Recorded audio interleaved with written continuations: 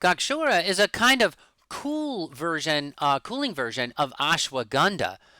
It's a reproductive tonic for both women and men, typically used for men, however. And so where ashwagandha creates more heat and vigor, Gokshura creates more cooling effect and vigor. Gokshura is a sweet, oily tonic that nourishes tissue, strengthens it, builds muscle tissue, and as part of its increasing vigor, it helps with erectile dysfunction, low libido, and menopause.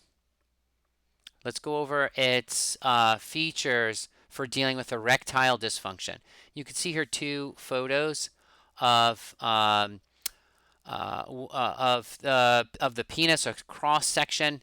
We have a normal flaccid penis here, where you see these blood vessels in the center of the penis are not dilated, and then when they fill with blood, that causes an erection, and the penis becomes hard.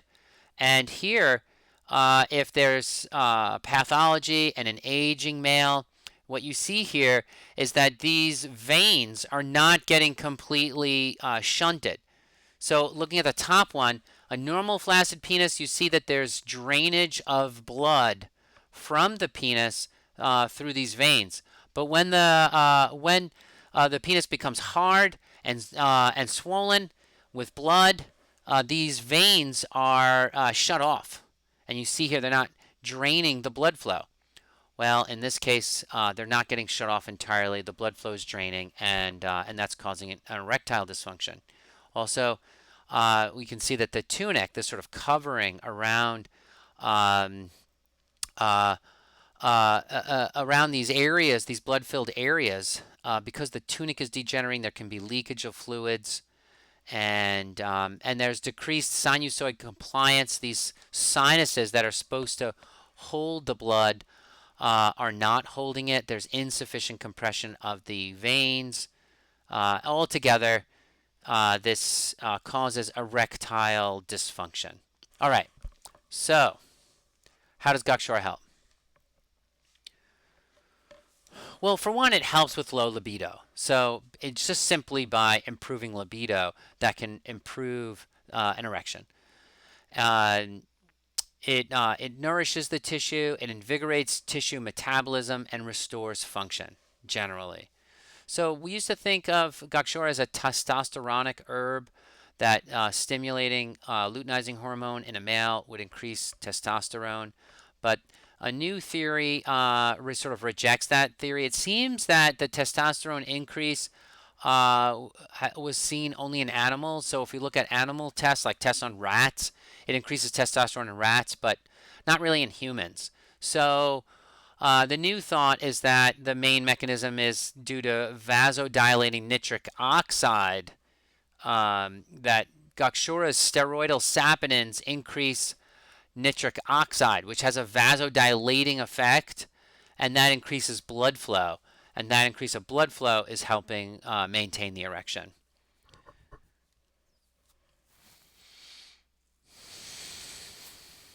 All right. So prevalence of erectile dysfunction is 52% of men, increasing with age. So 40% of men are affected at 40-year-old, 70% of men are affected at 70 years old. So that can, put a dampening on marital relations and cause embarrassment for the man. So the main pathogenesis, as you can see from the sort of anatomical photos here, that the main issue is poor blood flow. Erection is a swelling of the penis due to valves that block venous blood return.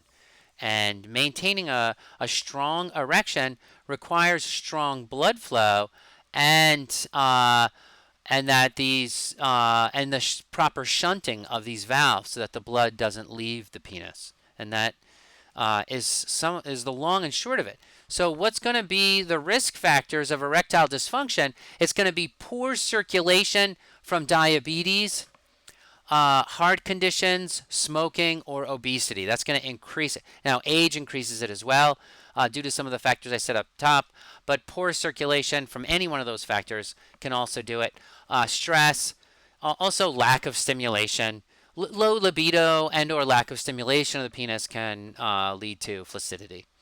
So other causes could be injury, medications, particularly antidepressants or antihistamines, drug or alcohol use, all that. So Gokshura is anti-stress, anti-inflammatory, vasodilating, aphrodisiac. So it hits most of those points. And it's particularly helpful for Vata Pitta erectile dysfunction.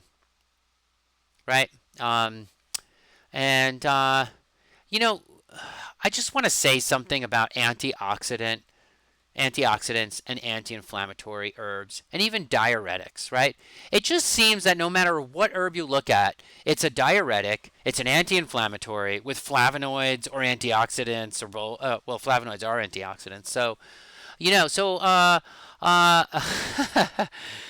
So, uh, there's this thing in herbalism where if you're walking out in a meadow and you with an herbal teacher and you see this yellow um, aster family plant, and you ask the herbalist, "Oh, what is this herb?" And you're like, you're asking your herbal guru, and the herbalist turns around and says, "Oh, that's a DYC. It means darn yellow composite." In other words, there are so many different yellow aster family plants out there that no herbalist knows all the different species, and that's really frustrating to someone who has a calling to know all the different botanical species. And so the herbalist throws up their hands and it's like, oh, that's a DYC, a darn yellow composite. So Gokshura is, I'm calling it a DAT, a darn antioxidant, anti-inflammatory tonic, right? So it's just you hear over and over and over again that that herbs are antioxidant, anti-inflammatory, actually also diuretic. Why is every herb a diuretic? Because every herb introduces phytochemicals that your kidneys have to clear. So pretty much every herb's a diuretic. There are some exceptions. Licorice root can help with urine retention. But I just want to mention that, it's not incredibly unusual for an herb to be antioxidant, anti-inflammatory. It just seems like many, many of them are. I don't know how that information helps other than it seems to be the rule, not the exception, that an herb is anti-inflammatory, antioxidant, diuretic, and called a tonic when you use the word tonic in a vague sense. So, but Gokshura, and these herbs do have these qualities, so let's use them, right? It's an anti-inflammatory, anti-stress, vasodilating, aphrodisiac. Some researchers say that this herb is more useful than the hero herb ashwagandha. We can, I guess that depends on the individual. Let's look at a formula for erectile dysfunction with poor circulation and anxiety. So at the bottom of this formula, you see marjoram. Marjoram is a sort of spicy, bitter, aromatic herb that you would see in your spice cabinet, which turns out to be a warming, nervous relaxant that relieves anxiety. Whenever you see a strong aromatic herb, you know it's going to be improving blood flow. Turmeric then invigorates the blood. I think of turmeric's essential action as invigorates the blood and improves blood flow, and then it has all these other qualities, liver clearing and anti-inflammatory. Ashwagandha boosts that testosterone. Gokshura is that vasodilator, calming, pelvic decongestant.